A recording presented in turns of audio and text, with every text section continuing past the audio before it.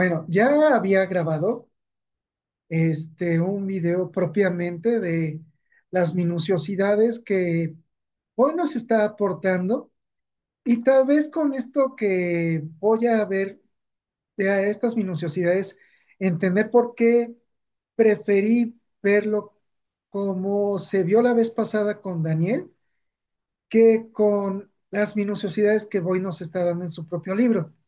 Porque incluso a la hora de abordarla se hace a veces poco comprensible lo que él nos quiere decir, sin que signifique que sea pérdida de tiempo estarlas abordando. Más bien, todo lo contrario, él nos está aportando este, razonamientos propios que son puentes para una comprensión del mundo de una manera distinta a la teológica tradicional, incluso teológica tradicional del siglo XX. Y su libro es de finales de, no, es de principios del siglo XXI. Permítanme, vemos propiamente el tema de caída libre. Caída libre, minuciosidad lógica. Sobre el tema de razón suficiente. Bueno, ahorita ya lo estoy complementando con comentario, ¿no? Mi comentario que doy a lo que está escrito, que habrá de servir también para los chicos de WhatsApp, con los que estoy viendo el libro de Satanás y el problema de la maldad, que Boyd está abordando, ¿no? Quiere dar una actualización, un aguiornamiento, dirían los católicos, pero eso es con respecto a ciertas cuestiones del Vaticano II, pero aquí una actualización al razonamiento cristiano anteniceno, aunque termina estando en desacuerdo con la lectura posnicea, en particular no a favor del más grande teólogo de la Edad Media, de inicios de la Edad Media, que algunos dicen que fue el que la inició, que fue San Agustín de Hipona. Y bueno, resulta que San Agustín, debido a que él llegó en su momento y tiempo como hombre de su tiempo, hombre brillante, pero de su tiempo, él tiene que hacer que el cristianismo sea creíble para su momento. Por esa razón, San Agustín no podía decir cosas como en su momento los cristianos antenicenos, sin que significa que los ignorara, sino que simplemente él quiso abordar de manera distinta. ¿Qué resultó de esa manera distinta? Bueno, pues que termina dando, por lo menos en el caso de la doctrina santa, termina justificándola. Y pues sabemos lo que ocurre, ¿no? Hasta este momento sabemos que hubo cristianismos que estuvieron de acuerdo con ello. Ahora veamos. Para esto vamos a observar cómo se desarrolla la lógica con la que Boyd aborda el tema. Boyd busca convencer empleando lógica con respecto a su argumento de la existencia de la libertad autodeterminante en la página 71, que le veremos como en la imagen de la página 214 del libro de lógica difusa de Clear. No vamos a ver lógica difusa, está muy complicado verlo difusamente, pero sí vamos a ver la lógica clásica, dicho por el libro de lógica difusa de Clear, o lógica aristotélica booleana. Ajá, que aquí tiene varias fórmulas lógicas. En particular, esta que vemos aquí es la más similar a la que Boyd nos está aportando en su abordamiento del problema de la libertad autodeterminante. En particular, emplea algo como, ya lo dije, la tercera fórmula. Espérame un tantito, porque no se puede ver y estoy viendo otras cosas. Ajá, ajá, ajá, La tercera fórmula, que en sí primero diremos que se puede tratar ello como lógica booleana o aristotélica. Justifico por qué digo que lógica booleana y o aristotélica. La lógica y Aristóteles.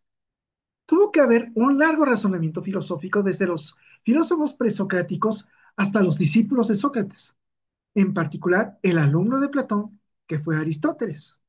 Aristóteles pensó en torno al logos, propuesto por Heráclito el Oscuro, que como mediador del cambio y propiamente eterno, ah, ajá, el logos propuesto por Heráclito el Oscuro, que como mediador del cambio y propiamente eterno, por lo que y propiamente eterno, hacía que valiera la pena estudiar al respecto de sí.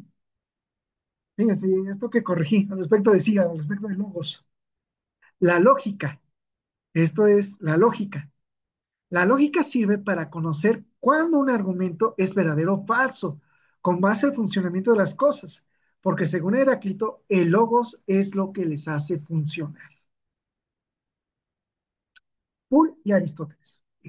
Aristóteles hizo un libro al respecto del funcionamiento con base al logos, la, libro de la lógica, libro de lógica. Sin embargo, el contenido de este libro, que contiene reglas lógicas como el principio de no contradicción y otros, ya para el siglo XIX, el matemático Bull proporcionó las herramientas lógico-matemáticas aplicadas a los circuitos lógicos. Todo el trabajo de Aristóteles se condensa en particular en las computadoras que hoy día usamos, porque estas funcionan de manera lógica, con base a libro de Aristóteles, ya traspasado por Bull. Y el trabajo de Bull, pues finalmente lo va traspasando otros grandes de la informática, bueno, primeramente matemáticos, grandes matemáticos que finalmente forman la disciplina de la informática, de la computación y diferentes. Y por ello, por ejemplo, con base a esta tabla, lo que se ve en teoría de conjuntos viene siendo isomorfo, para tratar de explicarlo como lo vemos los matemáticos. Teniendo una regla de correspondencia uno a uno, una regla de correspondencia biyectiva. Déjenme ver cómo lo digo de manera propiamente embarrada. Teniendo equivalencias, la teoría de conjunto, el álgebra de Boole y la lógica proposicional, tal que de la lógica proposicional lo que se diga va a tener que ver con el álgebra de Boole y esto con la teoría de conjuntos. Y todo trabajo que se tenga que ver al respecto de todos estos tres ramas en la tabla que tenemos aquí, que es propia del libro de Clear,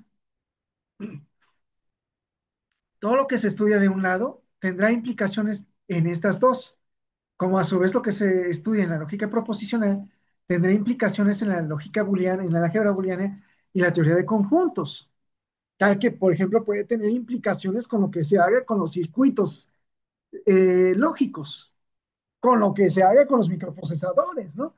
E incluso lo que podría embarradamente hacerse con los circuitos fotónicos. No tan embarradamente porque ellos incluso tendrán que ver con algo de computación cuántica, que en sí tiene que ver con mecánica cuántica y con lógica cuántica y con diferentes formas de abordamiento que también tendrán en particular un razonamiento similar, un abordamiento similar a la lógica booleana, pero por caricia, porque importará, por ejemplo, para la computación cuántica, los estados cuánticos de aquello que habrá de transmitir inicialmente la información.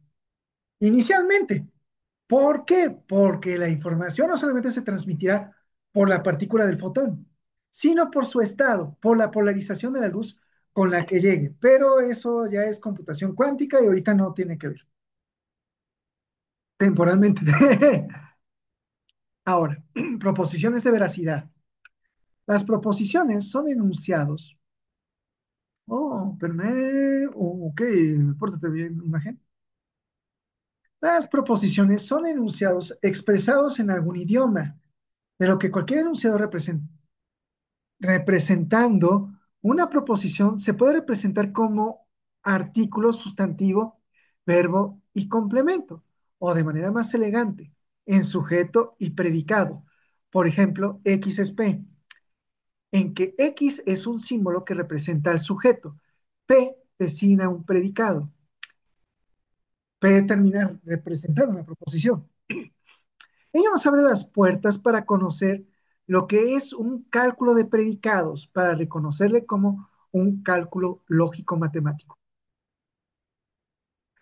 Algo del cálculo de predicados te ayuda.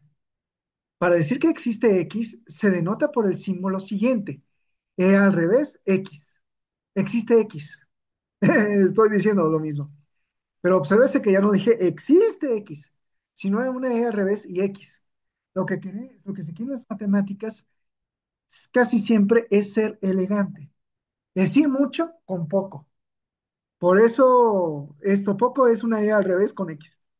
A su vez, para decir para cada X o para todo X, lo denotamos por el siguiente símbolo, una A al revés con una X seguida. Este símbolo significa para todo o para cada. Como también denotamos la división de enunciados con encerrales en paréntesis. Por ejemplo, que en español leamos, existe X1, X1 tal que, para cada X2 su símbolo es este. El tal que tenemos se puede ver propiamente en que estamos separando dos proposiciones que lo hace con un tal que en sí con dos paréntesis. Es más corto que poner un tal que, ¿no? En ocasiones también para ciertas um, notaciones de la lógica matemática, podemos poner existe X1, dos puntos para todo X2. Entendiéndose que esos dos puntos me está diciendo, existe X1 tal que para todo X2. Esto se usa, sí, se usa para las matemáticas del cálculo, el cálculo integral, diferencial, para definir límites de funciones, para eso se usa. Como también, si quiero expresar P y Q como enunciados, le puedo describir como P cuña Q, que en el caso de dos idiomas es una conexión conjuntiva. Cuando uno está estudiando idiomas como el hebreo, el griego, que son idiomas antiguos, bueno, el hebreo no es antiguo, se sigue usando, pero esperamos que pese a la mal que se porten algunos seres humanos, que yo no estoy de acuerdo en cómo se portan, y no quiere decir que esté en desacuerdo en que se siga usando el hebreo, pero sí es importante saber que en todo idioma existe conexión conjuntiva, que es un I griega para el español, ans en el inglés, fe, feibri, este, en el hebreo, perdón, kai, gengeleno, kai en griego antiguo. No he checado si el griego contemporáneo también usa el kai para darle una conexión conjuntiva. En ocasiones el pero, tanto en español como en inglés, como en hebreo y en griego antiguo, también funciona como conexión conjuntiva. Ahora, para expresar la conexión disyuntiva, sería redactar algo, sería redactar algo P es X o es Y. Su símbolo sería como X cuña al revés Y. XOR, XOR, XOR, XOR, Y. Sí, es como que dices, oye, ¿qué estás queriendo decir? Bueno, es que está la compuerta XOR. La compuerta XOR viene siendo equivalente completamente a este símbolo de la lógica proposicional. Es una conexión disyuntiva. Cuando dices algo es esto o es lo otro, pero no pueden ser dos cosas a la vez. Estamos dando una conexión disyuntiva. Ahora, esto me sirve para qué? Para el caso de interés. Voy a explicar cómo sigue su argumento. Mi argumento en pocas palabras es cómo sigue. Sí, sería inciso A. Sí, proposición A. Cada suceso contingente tiene una razón suficiente y, premisa B, cada razón suficiente necesita lo que explica. Entonces, argumento C, premisa C, proposición C. La totalidad de los sucesos contingentes debe tener una razón suficiente de A. Dice que esto se basa en la proposición A. Y de ese modo, proposición D, la totalidad de los sucesos contingentes es necesitada de la proposición B. Está justificado él en ello. Varga, estas dos son generalizaciones de lo anterior. Hace una forma de razonamiento lógico inductivo. Sin embargo, parece que D constituye una contradicción lógica, porque por definición lo que es contingente no es necesario en verdad. Si todas las cosas son necesarias, entonces el mismo concepto de contingencia pierde significado. Contingencia es algo que ocurre, que pasa mm, de manera necesitada. Digamos, cuando digo soy contingente, necesito algo, ¿no? Porque por definición, ajá, muy bien. Ok, más bien, no, cuidado, no puedo caer en contradicción. Porque por definición, lo que es contingente no es necesario, está de más. En verdad, si todas las cosas son necesarias, entonces el mismo concepto de contingencia, ya lo dije, esto parece implicar esto parece implicar más aún que su contraste, necesidad, pierde todo significado también. La referencia 54. Ahorita no la vamos a ver. La distinción modal entre necesidad y contingencia se ha desplomado. Con eso, lo necesario y lo contingente viene siendo equivalente, es lo que está diciendo Boyd. O bien, la premisa A o la premisa B deben estar equivocadas. O bien, el principio de razón suficiente no tiene que ser universalmente aplicado. A no necesita lo que B explica. ¿Cómo puede verse esto? Aquí. Todo esto es esto. En que tú lo analices y dices, para toda razón suficiente existe, no, perdón, para todo suceso contingente existe razón suficiente. Y para toda razón suficiente existe suceso contingente, implicando que para todo suceso contingente hay razón suficiente. Sí, es como una función, es como una función matemática, pero, y es lo que voy a estar diciendo, ¿qué me dice que esto me implique esto? ¿Por qué? Porque viéndolo como una función matemática, ¿qué me permite que haya el inverso? Y el inverso necesariamente aplica a todo el dominio de la función. Dicho de esta manera, ¿habrá algo que no aplique a esta relación, a este enunciado? Si hay algo así, puede no haber equivalencia, por lo tanto se mantiene absurdo hasta ver realmente cómo ocurre lo que nos dice Boyd. Entonces, ¿cómo Boyd libra este absurdo? Agregando lo que son parámetros. Obviamente es como que aquí hay una variable oculta, por así decirlo, que me permite hacer esta relación de manera inversa que permita propiamente lo que estamos viendo aquí como implicación final. Por eso les había dicho que se basaba todo lo anterior en esto. Bueno, más bien, todo lo anterior En la última fórmula vista en la primera diapositiva, o si no es la segunda, que, que tenía aquí el símbolo de implicación. O sea, para obtener esto es necesario que tengamos parámetros. ¿Cómo es eso? Bueno, cuestiona que hay razón suficiente. Cuestiona que con solamente saber velocidad y posición, por ejemplo, por el caso de la mecánica cuántica, podremos ser capaces de conocer la posición consecuente. Si lo intentamos, resulta que hay una desigualdad. La desigualdad me impide conocer, por ejemplo, si esto fuera Q posición, la posición consecuente a la posición inicial, que será Q sin prima, resulta que no es determinante, porque es una desigualdad.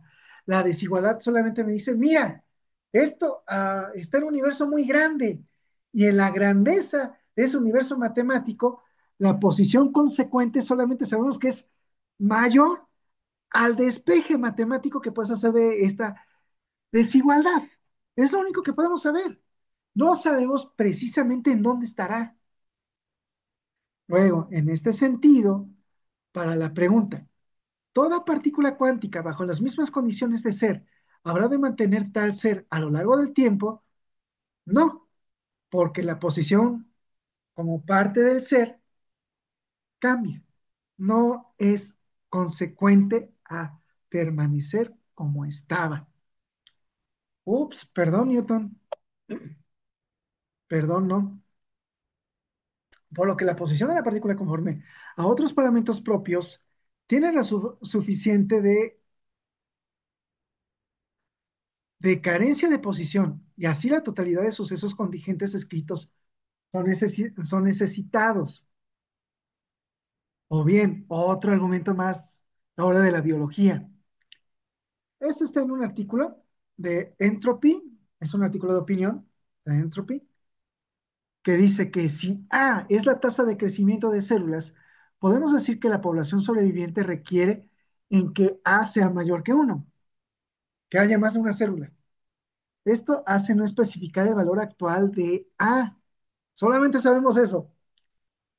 Hay una población de células y que hay más de una célula en esa población. Eso es seguro. Así como que hay que ver en un microscopio, sí, pero aún viéndolo con un microscopio, ¿sabes el conteo total de las células? Esto hace no especificar que el valor actual de A deba ser.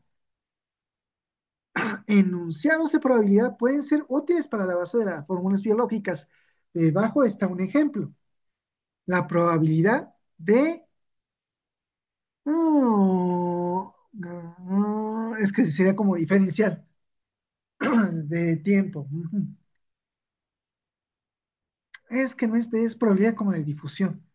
O la probabilidad de muertes por unidad de tiempo mayor que cero y la integral de la probabilidad de, como t aproxima al infinito, es igual a uno. Híjole, es que sería aquí poner algo de matemáticas. Vamos a ver qué es lo que está diciendo. Así como que algunos dirán, no, matemáticas no las odio, no las odio, por favor, todas son bonitas. Aunque sean insuficientes, es lo que está diciendo, aún hasta la propia física llega a decir ello. Déjame ver, ajá. Bueno, pero no, aquí no, lo voy a poner acá. Si hago la probabilidad, la integral de la probabilidad, así como que, ¿y por qué lo tienes que escribir si puedes tú mejor escribirlo en manera automática en Zoom? Bueno, ves que a uno le gusta hacer las cosas a mano, ¿no?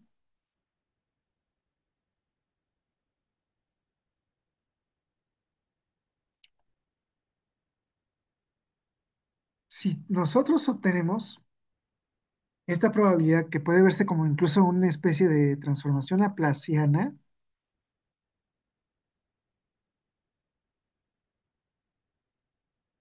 conforme lo mencionado, dices, ah, mira, de toda esta tasa, En el tiempo, al infinito mínimo, habrá una célula. Mínimo de todas las probabilidades. Esto es lo que me dice esta integral. Por si acaso alguien me dice, ay, ¿para qué te haces bolas con esta integral? ¿Qué me quiere decir las matemáticas? Las matemáticas no sirven de nada. No, sí tienen una utilidad. Ah, espérame. Mira, esto lo voy a escribir. Según yo lo había escrito. Voy a poner aquí mientras tanto para el video. Mayor o igual que uno.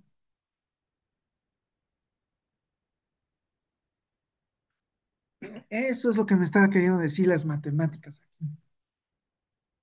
Me está diciendo en sí el artículo. Mira, las matemáticas están en pañales con respecto a la descripción completa de lo que ocurre con la vida. Sin embargo, pueden ser útiles. Útiles a partir de un razonamiento no determinista. O sea que aquí es un, perdón, Newton, aquí fue útil, es útil la integral, pero la integral solamente me ha de servir como aproximación. A mí es mayor que cero. Como aproximación, no como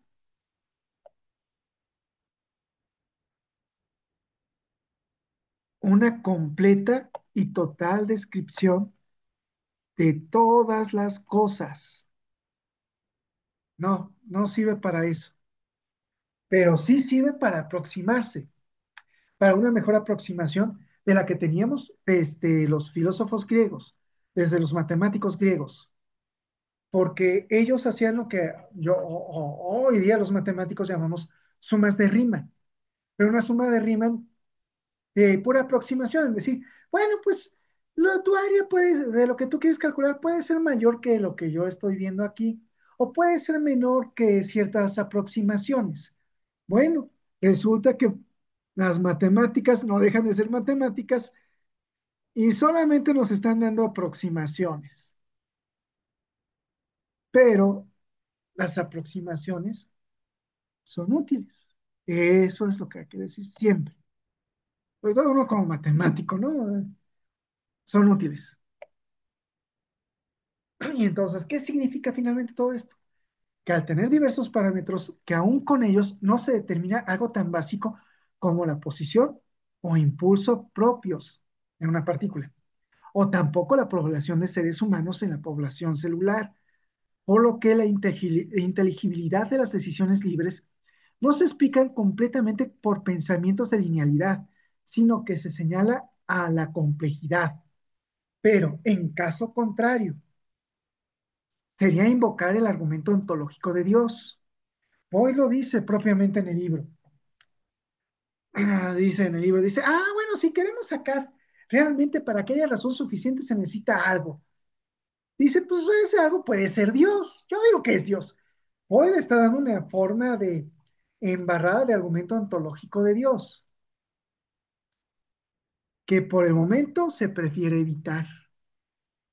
De hecho, esta aproximación, aunque sí se da de manera de creyentes, a veces también puede parecer como un Dios de los vacíos. Por eso es necesario evitarlo. Así, no hay algo por evitar a una agenda determinista. Así no hay algo por evitar. O sea, si se da, no hay algo por evitar a una agenda determinista. Se debería decir indeterminista. Mm, así no hay una agenda determinista, sino una agenda probabilística para la inteligencia. Para describir la inteligencia se ha de necesitar de las probabilidades. Y más si estamos viendo que desde los agentes biológicos necesitamos probabilidad. Bueno, lo pongo aquí en el inglés. Necesitamos probabilidad. Lo voy a corregir para enviárselo a ustedes, chicos. No puede ser que esto me esté. Según yo le puse mayor igual que cero. A ver, quiero ver aquí. Sí, están viendo la. Canija cosas. Yo te había dado.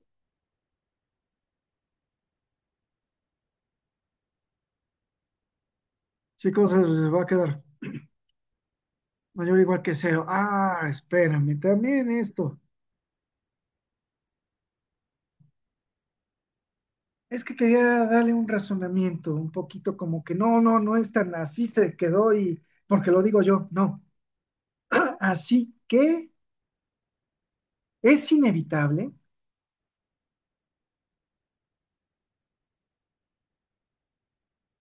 es así que es inevitable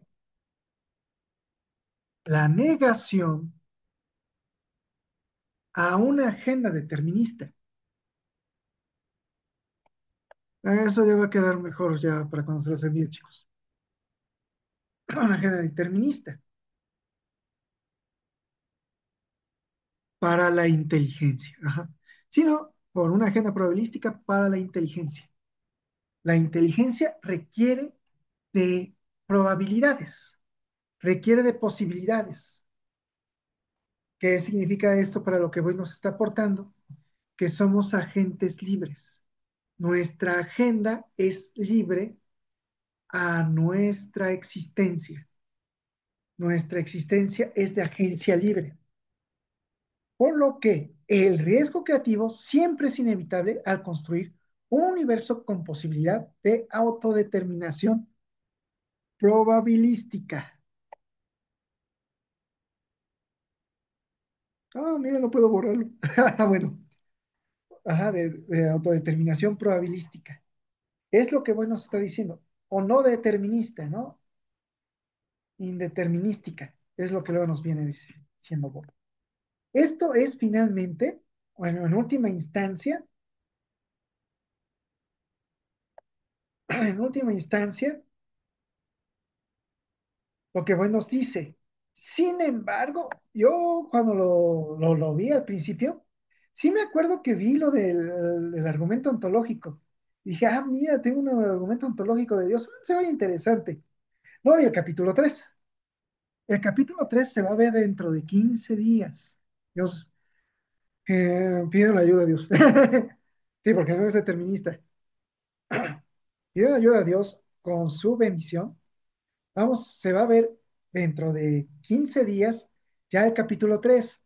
¿Por qué el capítulo 3? Ah, porque esto que se está diciendo, para mi parecer, con base a este solo argumento de razón, es más que suficiente para ir comprendiendo cómo va desglosando Boyd su argumentación más adelante hasta el final del capítulo. Ya al final del capítulo va a dar lo que es una tesis, o sea, una síntesis final de toda esta argumentación, que comienza con lo que dijimos. El conflicto que sigue entre Dios y los agentes que se le oponen tiene sentido. Sostengo, tiene sentido, sostengo. Solo sobre la suposición de que los agentes fueron creados con la capacidad de elegir estar en guerra con Dios dentro de límites, la capacidad de estos de elegir estar en guerra contra Dios debe genuinamente rivalizar la propia voluntad de Dios. Agencia. Lo que está diciendo aquí Boyd es que es necesario que el ser humano tenga agencia, agencia libre, que se le dé una agenda libre de ser, de propósito, libre a cumplir. Ajá. Podemos entender que tenía que permitir ese reglamento de los límites de su estrategia. Podemos empezar a entender cómo es que la creación de Dios. Ajá. Está aquí comenzando a decir por qué decimos que hay guerra espiritual. En el sentido, incluso más allá de decir, ah, sí, lo espiritual tú lo ves todo en el plano de lo etéreo o en el plano de la heterofísica, de una física totalmente distinta que no sabemos si podemos tener interacción con ella o no. No lo sabemos, eso no me parece. ¿Cómo que podemos rivalizar? ¿No se supone que Dios se ve a sí mismo en nosotros? Bueno, la pregunta es entonces, pues, ¿por qué el Dios de Rusia se está peleando con el Dios de Ucrania? ¿Por qué el Dios Putin le cae mal al Dios Zelensky? si lo vemos de esa manera. Entonces quiere decir que si hay algo como que está en la capacidad intrínseca de uno de decir, no, no estoy de acuerdo, no estoy de acuerdo y prefiero algo que yo quiero. Ajá, por lo que el amor debe ser elegido, lo cual nos lleva a la posibilidad de que puede que no lo sea, que el amor no sea en el mundo, porque se da como una agenda libre, está en la libertad, porque el amor requiere libertad. Bien, entonces luego dice, las cinco tesis restantes de la teoría trinitaria del conflicto son consecuencia de la primera y haremos a lo largo de los siguientes cinco capítulos. El primero de estos es una elaboración de lo que significa que el amor puede que no sea elegido, o sea, que pueda o no pueda ser. Sostengo que esto implica un riesgo auténtico de parte de Dios.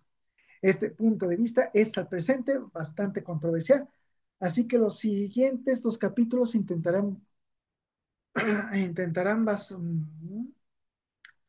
así que los siguientes dos capítulos intentarán basarlo en las escrituras. Se intentarán basar en las escrituras la razón y la experiencia.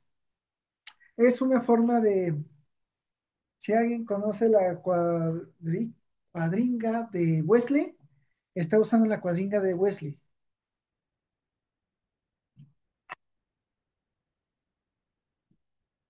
de hermenéutica metodista arminiana,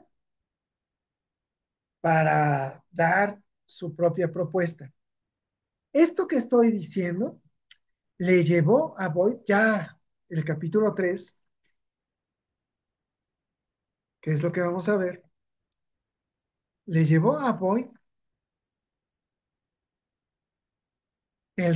ahora sí que hablando de riesgos, el riesgo de que John Piper, un famoso teólogo calvinista, bautista calvinista, se formara como un acuerdo con la Convención Bautista del Sur para decirle, lárgate de aquí. ¿Por qué? Porque no estás pensando con la sana doctrina. A mí me importa la sana doctrina y lo que tú estás diciendo no es sana doctrina.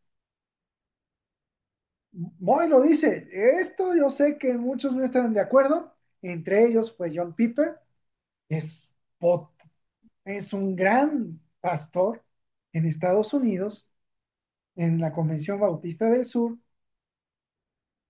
que buscaba el común acuerdo de los pentecostales o carismáticos con el ala reformada calvinista para que ambos fueran lo máximo de Estados Unidos, por así decirlo. No eso, sino como que Estados Unidos se sintiera bien con respecto a cuestiones que decían, "Ah, esto como que me parece raro". Piper dijo, yo me encargo de ser el puente entre carismáticos y el ala reformada de los bautistas. Y de repente llega Boyd diciendo esto. Para Piper fue, córranlo de aquí. No lo logró, pero sí estuvo en posibilidad de que lo corrieran. Al final, el pastor de Woodland Hills, Greg Boyd, en ese momento no sé si él ya era el pastor,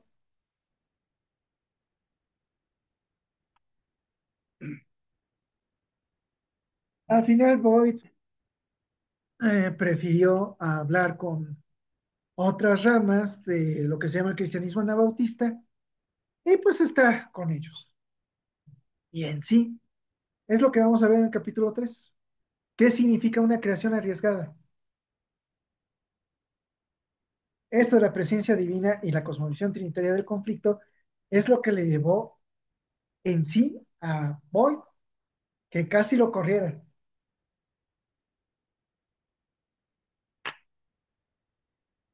y ver una propuesta cristiana que se llama teísmo abierto. Vamos a ver esto poco a poco y ver su significado en el asunto de la guerra espiritual y en el sentido de creación arriesgada. de entender que el riesgo no es ficticio, no es imaginario.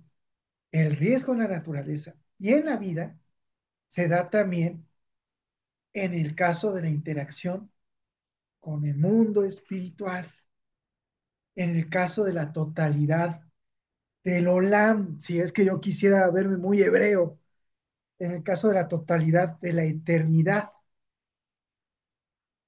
propia de aquellos que están sujetos a la creación de Dios por causa, vamos a decirlo así, de su aventura de querer encontrar seres con amor. Y que es necesario que el amor se dé, es necesario por lo cual que se dé la libertad. ¿Y qué es lo que significa ello para el caso de lo que decimos, la presencia? Y en sí, la presencia divina. Bueno, pues vamos a verlo para dentro, o sea, poco a poco, dentro de 15 días. Y pues, mientras tanto, agradezco su atención y nos estamos viendo.